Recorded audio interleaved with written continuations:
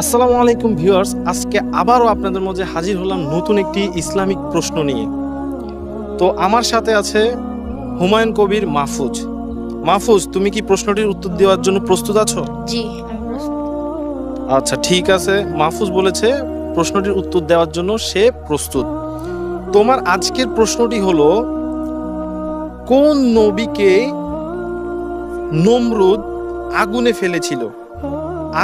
জ্বলন্ত আগুনে ফেলার পরেও নবীজির একটি পশমও পুড়ল না, বরঞ্চ ওই আগুন আরো শীতল হয়ে গেল, আরামদায়ক হয়ে গেল।